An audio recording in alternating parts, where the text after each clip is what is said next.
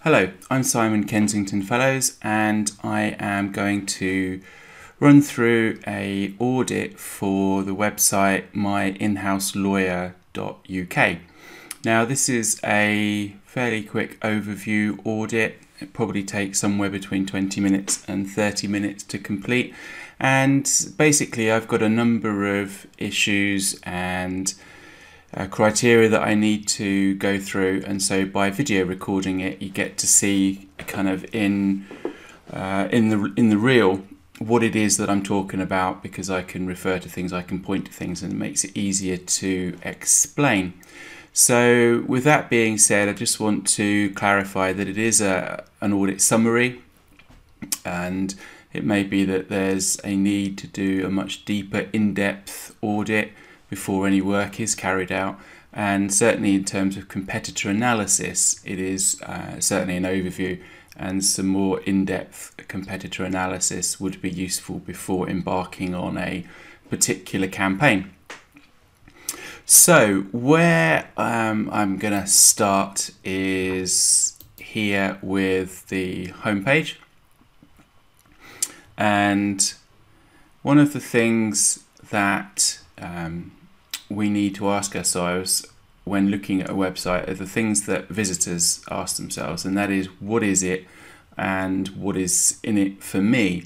And the other thing that we need to bear in mind is, what is the biggest turn off for conversions? And that is when people are fearful of a website. So to a certain extent, a website's number one job is to eliminate any fear that somebody has that this isn't a genuine business that can help them. And so that's really the sole purpose of the website, is to create trust and to be able to give people who are interested in what it is that you're selling an opportunity to get in touch with you, so for generating leads. So I'm looking at this site here. We have a huge, great big panel. It's not a slider, but some websites do have sliders and that in here. This is A1 prime real estate, and so we really need to make sure that it is doing its job, because this, particularly where we've got a panel this size, if this doesn't shout out to people exactly what the website does and how it can serve them, then you may not get another chance for them to scroll down and see exactly what it is that you do and how you can help them. So where you've got a site design like this, it is crucial that this here outlines exactly what the business does, who you're targeting, and how you can help them. So this copy could perhaps do with a little bit of work to make sure that it really succinctly says who your product is for, who your service is for, and what it is that you do. When you scroll down, we've got some information here. It's a lovely site in terms of the modern, fresh, open look, which is very popular. It's very easy to read. The text is well spaced out. Nice use of icons that you can click on to go to other parts of the sites. There's a huge advertising block for the rest of the group of companies, which perhaps you would ask whether or not it should take up this amount of space on the home page, whether or not a bar across the bottom with the logos would enable you to have more information about the actual in-house lawyer business. That's just a thought. And again, navigation at the bottom, that's nice and handy. There's no contact details down here in terms of phone number if somebody wanted to get in touch. There's no business contact details at all. So the only way that I've discovered is to go to the contact page where you do have those contact details. So in terms of conversions and stuff, it's usually a good idea either in the header or the footer area to have a contact block. And going on from that, one thing that seems to be missing on the page is a call to action, looking for something to get somebody, to compel somebody to get in touch with you. So there's definitely a lack of call to action. So that would be something that I would address, and maybe that would go up here, looking exactly at defining this. There could be a button here which could offer either a case study or a white paper on the benefits of hiring a part-time in-house lawyer as opposed to the other alternatives. That would certainly be a way of being able to generate leads. You can collect email addresses and so on. So that would be perhaps a good suggestion for in this panel here. There's plenty of room to make it attractive without spoiling the aesthetics of the site. So a good site, it looks nice professional lawyer, nice professional logo, but it does lack that call to action. The other thing that it lacks is content, to be honest. There isn't a great deal of content on the site. So when you're looking at how Google's going to rank this site and the visibility of it, the only way that you can improve the visibility for the keywords that you want is to have words that Google can kind of link with this site. So I've noticed on, I think it's on the use page, you have used what's called an accordion. And again here we've got a huge great panel. A call to action would be perfect up here to make better use of this prime retail space.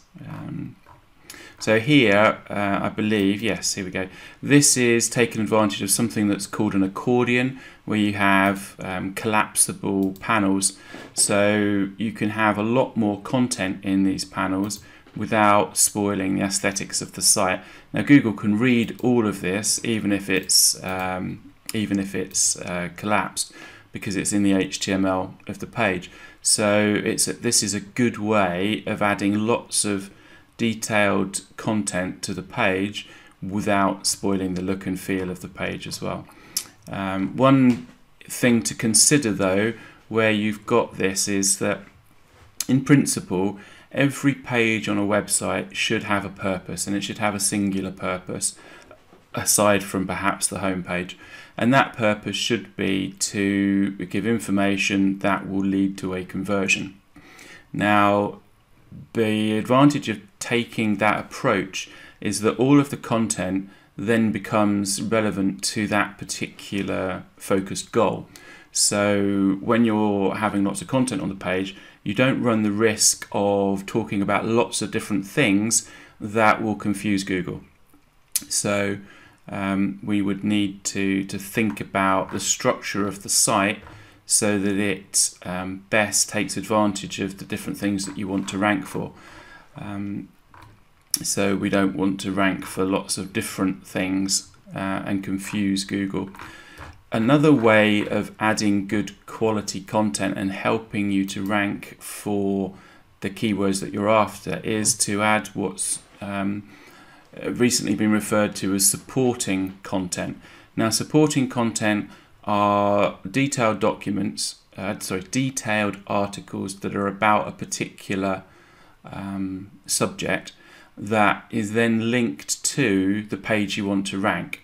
So you might have several articles that rank to that link to the home page, and those several articles may well be about part-time lawyers, in-house lawyers, those, exactly the sort of stuff that you want to rank for. And those pages or those documents aren't necessarily they aren't necessarily in the navigation. So to all intents and purposes, a visitor might not even know about them. They're not necessarily hidden. They're just not included in the main navigation. But those pages do link to using internal linking and good anchor text. they will link to the page that you want to rank. That way you get a good deal of relevancy referring to or going through to that page that you want to rank, the home page or the landing page or the product page or the service page, that kind of thing. And then you can get backlinks to those supporting documents, so you can rank those supporting documents. The backlink benefits will then go through to the page that you want to rank through the internal linking. So there's a couple of ideas there on how you can improve the amount of content on the site without spoiling the clean look that this site has. Right, I have a spreadsheet here that you filled in, and I've gone through and completed my audit. So I've kind of written down stuff in here, so I will give this to you with the video. Now, the first thing that I look for is Google My Business page.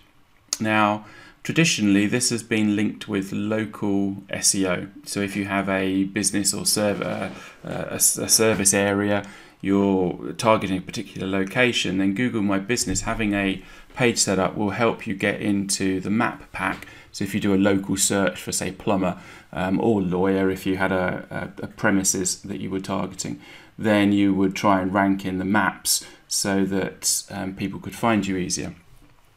Now, why this is important for, say, national businesses is that Google has an index called the Entity Index, where it's like a secondary database where it keeps information about brands, about products, about people, and it's able then to link together various bits of information from around the web.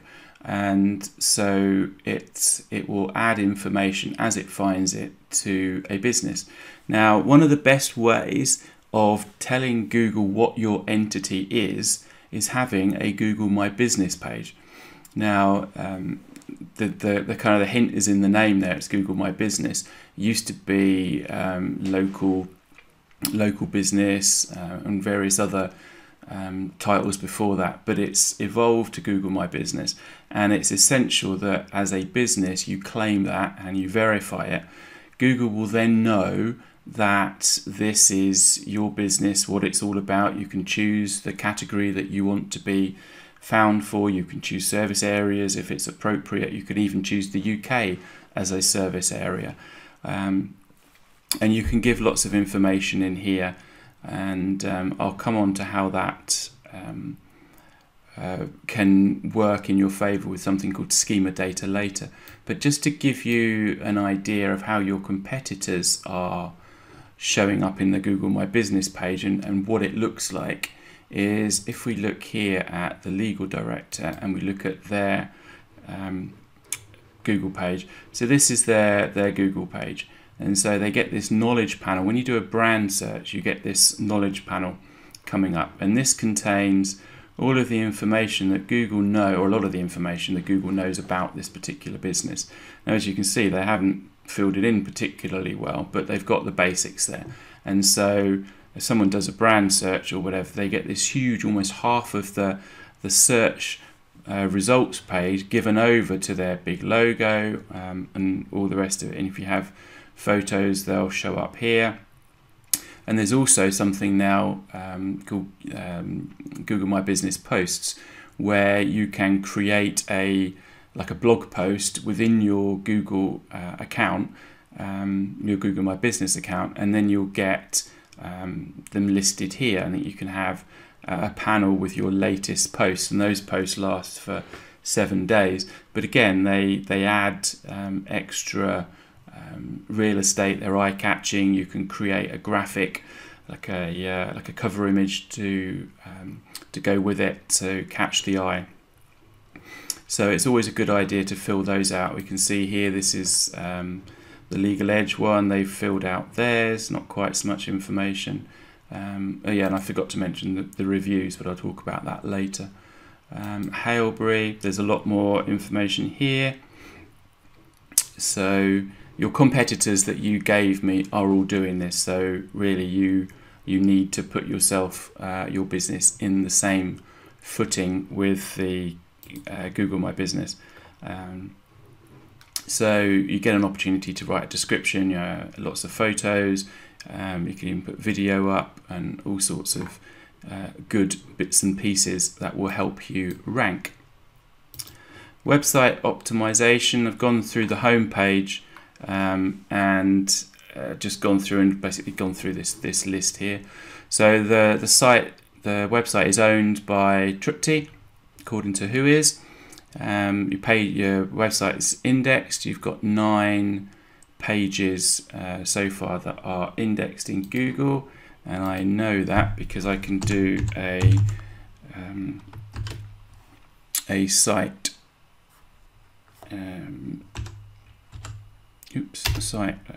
search operator, my in-house lawyer.uk. There we go, we've got 9 results, and as you can see, these are the main pages. Now, whilst there aren't many pages, it is true that bigger sites rank better. There is no bloat here, there's no pages that shouldn't be here. One of the downsides of using WordPress is that it by default creates a whole load of unnecessary tag pages and author pages and media pages and all that sort of nonsense, which Google hates. So you have to go through and de-index those if you haven't taken care of it up front. Now, whether or not Drupal does the same thing, but your developer was careful to set it up properly, I don't know. But either way, it's good that you've got you don't have any kind of bloat pages, no duplicate pages, so that's all good stuff. Let's go back to the list here. You haven't got, I think we've already mentioned this, there's no contact details at the footer. There's no blog, so we're kind of lacking in content. So having a blog or a place where you can add content to take advantage of a content marketing plan would be a good idea. No business hours, no Google Maps. Google Maps, whilst it's not necessarily relevant because it's not a local business, having the Google Map embedded on your contact page, for example, will help ranking. There's no keyword stuffing. Now, in terms of the metadata, the holy grail of on-page SEO, is to have 3 things that are consistently in place, and that is the URL, the page title, and the H1 tag. Now, as I mentioned before, each page should have one sole purpose, and that whole sole purpose should be defined by the URL, which, aside from the home page, should be short and include the keyword phrase that you want to rank for. It should have a page title that is no more than 70 odd characters, and again includes the keyword that you want to rank for and ideally your brand name, so it should be keyword brand name. And then your H1 tag should be the same as your page title, although you should lose the brand on that. So you should have a keyword in your URL, you should have a keyword plus brand in your page title, and you should have the same keyword in your H1 tag. H2, 3, 4 tags, these should be synonyms. They should be latent, semantic, relevant words or phrases that will add relevancy and meaning to that page. And then all you need is, within the content itself, you need the actual keyword at least once, and depending on how large the article is, then you can use some of the other relevant related terms within the article. Google, with its update of RankBrain, is able to see the relevance and understand the relevance between related terms. It knows if you're talking about a particular subject from all the other pages that talk about that subject. It knows what to expect on that page. So if your page doesn't include the same stuff that another page on the same subject includes, then Google will wonder why your page isn't talking about that too. So again, this is where having more content on the page comes in, because the more content you have, the more you can include, especially including words that your competitors are already using. And then there are some tools out there that we can use to analyze what the top pages are using in terms of words and content, so we can then mirror those on our own sites. Reviews, we don't have any reviews. Reviews are essential. They are a great ranking factor. And again, having a Google My Business page enables you to filter your reviews into a particular place. So it gives, you can create a reviews funnel where you send people who will review your business, and those reviews will show up in the Google search results. The important thing is that you need to reply to those reviews. Those reviews need to include your keywords. It's no good just getting someone to say great business, great service.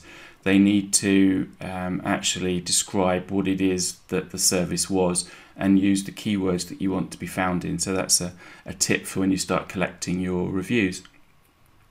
Images, alt tag is a way of adding a description to an image, which is used primarily by screen readers. So if people with disabilities, sight disabilities, are using screen readers, they'll be able to understand what your images are. And also Google can use those alt tags to understand what the images are too. So it's advisable to use at least one alt tag with your main keyword in, and then the other alt tags, if you've got more images, should be relative keywords that are relative, similar as we spoke about earlier. And in terms of rich media, in terms of images, videos, embeds of social media posts and things like that, the more embeddable rich media you have on a page, the better it will rank. Google loves high quality pages, and it believes that the more different types of content that you have on the page, the better that page is, and it likes to rank the best. So it will favor those pages that have got structured data on it, that have got formatted data, that have got images, that have got videos, that have got embeds. Let's say, for example, you've got a video, you can create a podcast of that video, the audio from that, you can embed that on a page as well. All these things add up to creating good content and a good user experience as well, which of course will get people to stay on the page longer, which is again a ranking factor. I mentioned Schema Markup. Your site hasn't got any Schema Markup. Schema Markup is a way of adding code that Google understands to the HTML of the page, so that it can understand exactly what your site is about. Now I've got an example of this. There's a tester that Google has put together, the structured data testing tool, and on your site, as you can see, there isn't any detected. By way of comparison, this is my site, and I have added a set of schema data using JSON LD. The advantage of using JSON LD as opposed to the other format, which is microdata, is that JSON LD doesn't show up to the visitor, to the viewer. So it's kind of invisible, if you like. It's not invisible in a bad way, it's just part of the code that doesn't get put on doesn't get rendered onto the page, whereas microdata does get rendered on the page, so it can affect the look and feel of a site. But the advantage of adding schema data, like you can see here, is that you can tell Google exactly what your business is and everything about it. So I'm a professional service, it's my website name, what payment methods I take. This is important as well. I'm telling Google where my other sites are on the web. So Google now knows that this Twitter account is mine, that this Google Plus account is mine, this Pinterest account is mine. So that anything that's published on these sites will get linked to my domain, which is my entity. So, and I talked about the entity earlier in the Google My Business example, this is where we can give it much more information. And of course, the more information that we give Google, the less it has to guess, and so the more that we will get ranked for things. I can even fill in a description, so if I want to tell Google exactly what it is that I do, I can put it here, and I know that Google will be able to understand that and act on it. My telephone numbers, my maps, my price ranges, when I'm open, my email to use. I'm using Wikipedia to define areas, my service areas, and you can set service areas as wide as you want, telling it who I am in the code that it understands. Talking about the different images that we've got there, which will help to rank those and match those images with a Google image search if that was something that was particularly important for me. Different contact points, you can set up sales telephone numbers, inquiries telephone numbers, customer service telephone numbers, and so on. So you can give all of this information to Google, which will help it to understand your site better. And now this is something that is not relatively new, but still so many sites aren't using schema data to this extent. So you know, as an SEO expert, you'd expect me to have the full amount, but this is the sort of thing that we should be adding to your business. And the great thing is you can do it for different pages as well. So this is like a general thing on the home page, but you can mark up your content, your contacts page with specific language so that it understands your contact details. Your products, services pages, you can use different markup to explain exactly what they are. Your reviews, you can use special markup on your page so that Google can understand those reviews and link those to your site. And once you start getting, I think, over 5 reviews, you start getting the stars showing up in the search engine results. And of course, you know, they are eye-catching. They will help with click-through from the search engine results page, which is a ranking factor in itself. The more people that click on yours, the better it is, the higher that you will rank. So all of these factors are helpful when looking at how we can improve the on-page and the off-page of our site. Looking at here, page authority, I'll go over a little bit more detail when I show you the Hrefs reports, but you've got a page authority of 7 and a domain authority of 33. Now 33 isn't bad. Your site speed is 1.48 seconds, under 3 seconds is good. It is mobile friendly, although the Google's page speed test says that there's room for improvement. So maybe there are some images that can be compressed, maybe some caching can be taken advantage of just to make those page loads faster.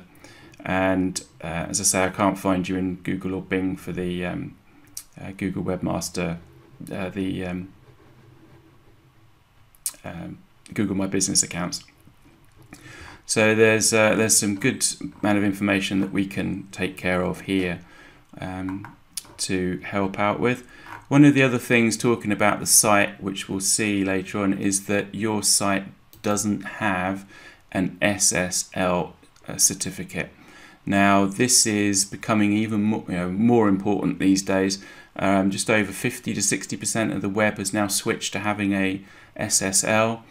The advantage of having an SSL is that you get some, it supposedly is a ranking factor, but it also, when I talked about in the opening comments about eradicating fear, things like this can frighten people. The connection to your site is not secure. Now this is what's shown up in Chrome.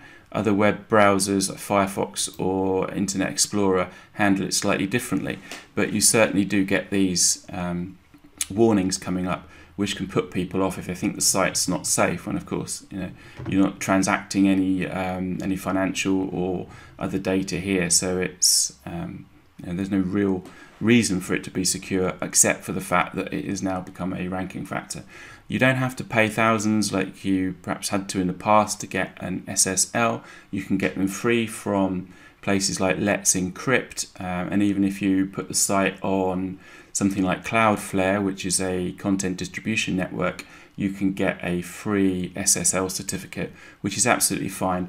And when you do that, you will get, one of your competitors has got it here. Yeah, instead of getting that little exclamation mark, you get the secure, and you get this little padlock and the HTTPS.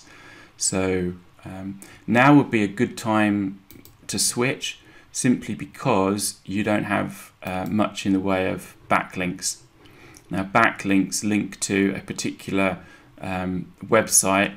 HTTP is different to HTTPS. So although backlinks should redirect, if you set up a proper redirection from the HTTP to the HTTPS, you still lose a little bit of juice. But seeing as you haven't got a great deal to lose, now would be the perfect time to implement that, because you won't have any worries about wasting any backlinking. So HTTPS is definitely something to add to the list. Citation Audit. Here's a list of the top 30 citations in the UK. Citations are basically high authority directories where you can add your business data.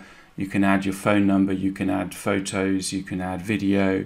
Depending on the site itself, you can add all sorts of information about your business. And the good thing is that you will get a backlink to your website. That will help to push up your domain authority, your page authority, and it will also, these individual places, they rank in their own right. So you will get a listing on their domain, and that will show up in the search as well. And the more that pages, the more entries you have for your business, the fewer there are opportunities for other businesses, your competitors, to be seen. So there are a number of good reasons that you should take advantage of these, of listing on these sites. All of these, I believe, are free. They just take some time to complete, but I've got a, once you've got all of your information in a spreadsheet, it's fairly easy to kind of copy and paste, because they all want similar information. Or you can outsource it and get somebody else to do that for you. But it's a good idea to fill out these, because they're easy to get backlinks and they help get you found elsewhere. Particularly things like Apple Maps. If people are searching on an iPhone or an iPad, Siri uses the Apple Maps data to provide search. So it's handy to certainly do, at least the top Google My Business, Bing, Apple, those kind of ones, and they go down in importance. So looking at backlinking, there's 3 backlinks from one referring domain, which is one of your group of companies, and so definitely need to do some backlinking to bring up your domain authority.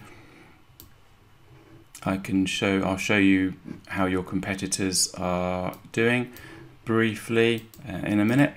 There's no reviews, so Google thrives on third-party reviews. So other people giving you a thumbs up is important. So it's good to start getting those reviews. And whilst in the best will in the world, we would like our customers to do that, our clients, our partners. Sometimes it is a bit tricky. So there are kind of ways that we can get people who have used our business or service or know about us, just to kind of kickstart those reviews.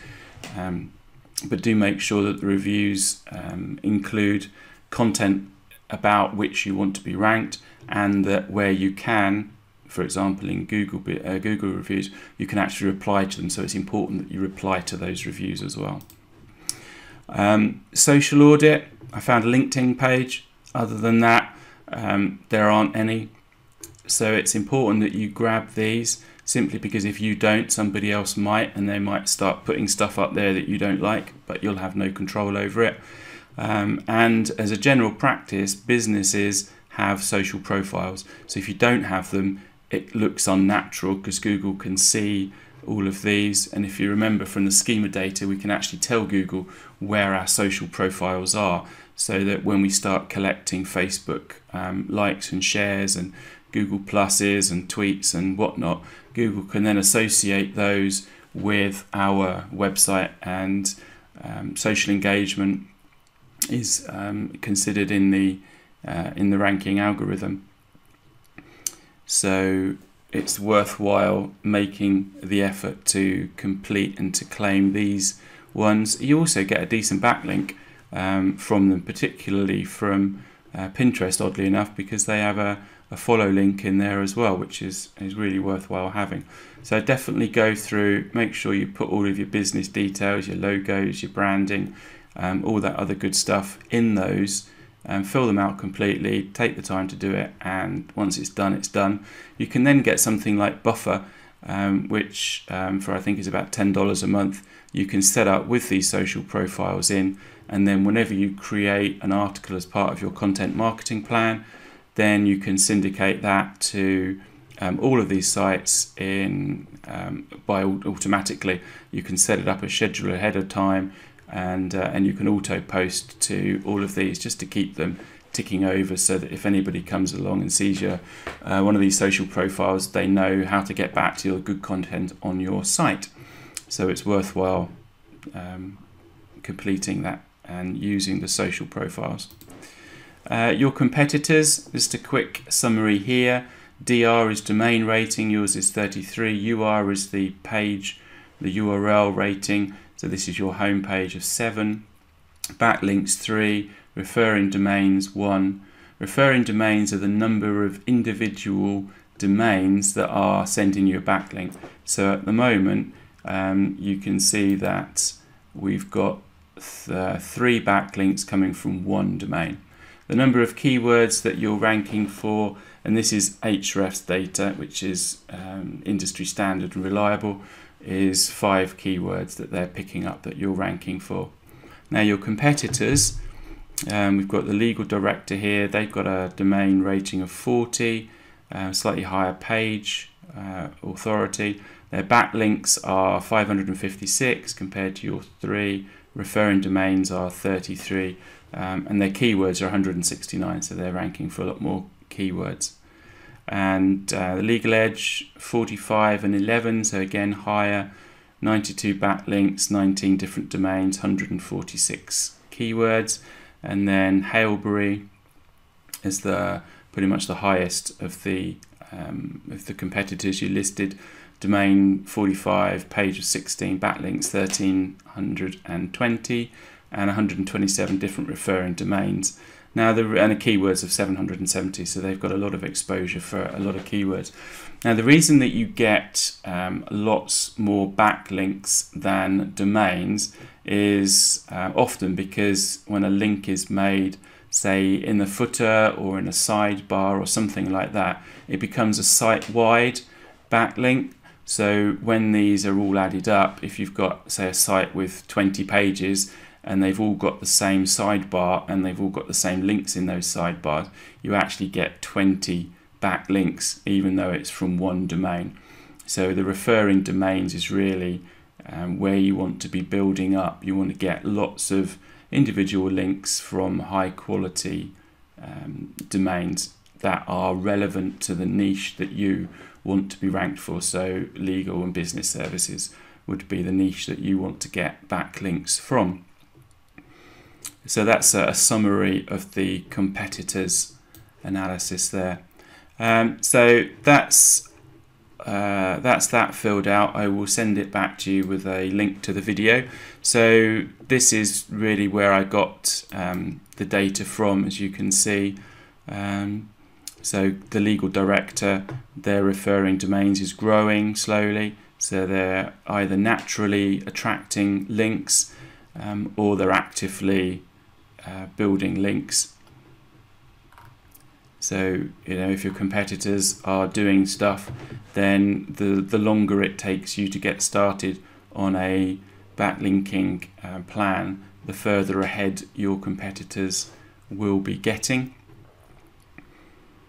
Keywords here, we can see that these are the sort of keywords that they're ranking for. A lot of them they're ranking for their name and their brand.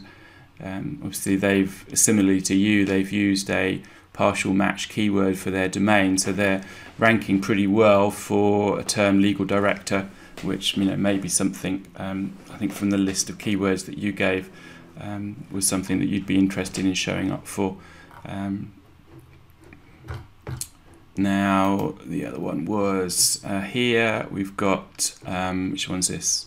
Legal Edge. So again, they're growing in terms of the pages and backlinks that they're getting. Keywords 146. So again, these are a little bit more variety here,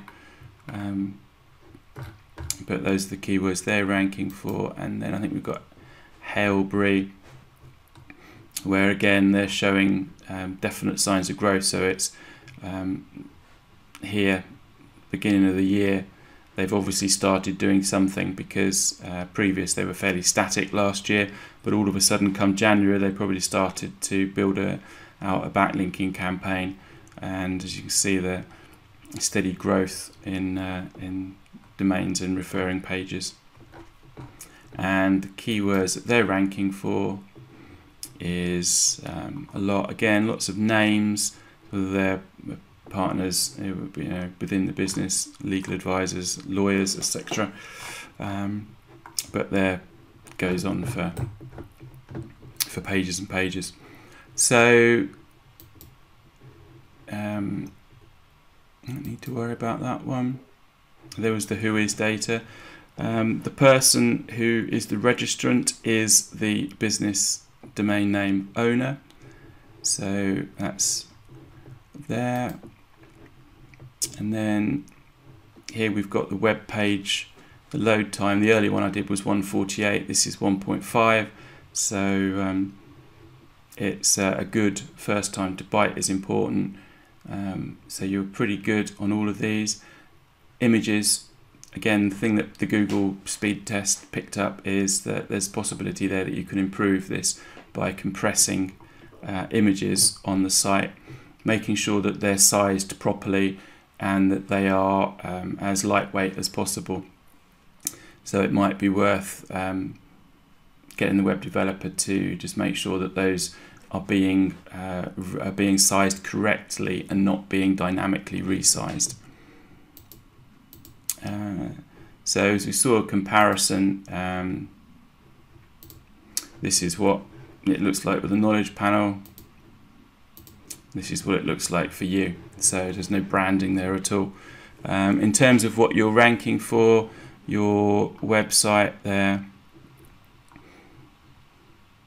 you've got backlink there, looks like a mention on, no, that's just the phrase in-house lawyers. So there's lots of other businesses that are ranking for the phrase in-house lawyer. So definitely need to get on with some content marketing and collecting those citations, because having those citations with your name and website, business name and website, will knock a lot of these out, so that if somebody does a brand search, then they definitely find you and not one of your competitors or an article that's going to take them away from your business.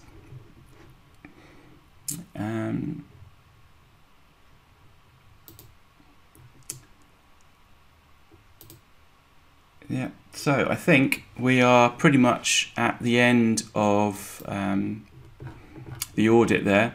So there's lots of opportunities of on-site improvement and off-site improvement, and of course that's natural, as you know, it's a new site, but with a new site, you've got a good start in a great looking site, adding a call to action, adding those structured data to it, claiming your Google My Business, getting those other citations sorted, picking up those social profiles and linking them, in the footer to the other sites, to the other social sites, and just generally getting some content on the page so that there's something to be found and something, a value proposition that you can offer somebody who is thinking about either joining you as a resource or as partnering with you as a business.